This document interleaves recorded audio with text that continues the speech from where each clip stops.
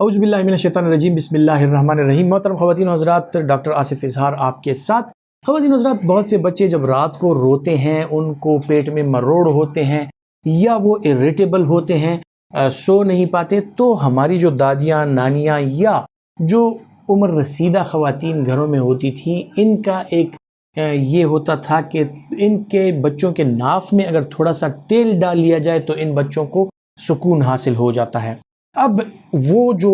इसके पीछे मिथ्स हैं वो बहुत ज़्यादा हैं, यानी वो फीमेल समझती हैं हमारी नानियाँ दादियाँ कि इससे जो है तो पेट का मरोड़ भी कम हो जाता है, इससे जो है तो बच्चे की स्किन ठंडी रहती है और इससे जो है तो बच्चा इरिटेबल नहीं रहता। उसको अगर गर्मी लगती है, उसको अगर कोई नाफ में ड्राइनेस होती है, वो सारी चीज़ें ख़त्म हो जाती हैं और नाफ में ड्राइनेस ख़त्म होने की वजह से बच्चा जो है वो पुरसकून हो जाता है। अब इन मिथ्स के बारे में अगर सोचा जाए तो इनकी मेडिकल कोई सच इतनी वो नहीं है कि प्रूफ्स हों कि जी बिल्कुल इसके साथ ये होता है। हाँ, अलबत्ता एक चीज़ होती है कि बाज़ औक़ात बच्चे जब रोते हैं तो उनका नाफ जो है, खुसूसन जो छोटे बच्चे होते हैं, उसमें हीलिंग हो रही होती है, यानी कि नाफ गिरी हुई होती है और उसमें हीलिंग हो रही होती है और उस हीलिंग की वजह से जो कंट्रैक्चर डिवेलप हो रहा होता है या जो स्कैब टिश्यू बन रहा होता है, उसकी वजह से इन बच्चों के नाफ में खारिश ज़रूर होती है। और ये ड्राई स्कैब जो है ये उन बच्चों को कभी कभार रेस्पिरेशन के दौरान, यानी जब बच्चे सांस लेते हैं उनका पेट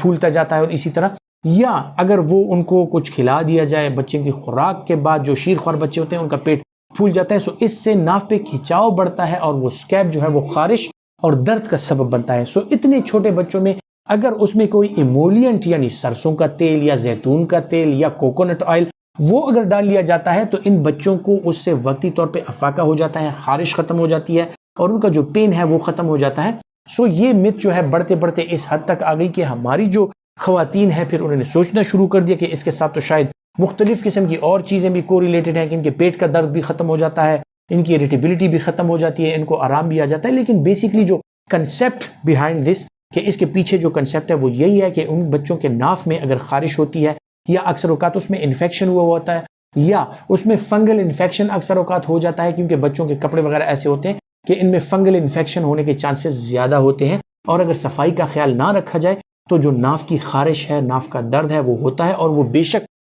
इन इमोलियंट्स के साथ या तेल के साथ, सरसों के तेल, कोकोनट ऑयल या जैतून के तेल के साथ बेहतर हो जाता है। लेकिन मैं आपकी गलतफहमी दूर कर देता हूं कि इसमें कोई ऐसे मैजिकल इफेक्ट्स नहीं है कि उससे उनका हाजमा भी ठीक हो, उससे उनकी सारी चीज़ें ठीक हो। ये बेसिक मिथ्स हैं। उम्मीद करता हूं कि ये मालूमात आपके लिए फ़ायदेमंद साबित होंगी और अगर आप समझते हैं कि आपके लिए फ़ायदेमंद है तो आप यकीनन ये वीडियो दूसरों तक भी पहुंचाएंगे। इस वीडियो को ज़्यादा से ज़्यादा शेयर कीजिए। अपना बहुत सा ख्याल रखिएगा। अल्लाह हाफिज़।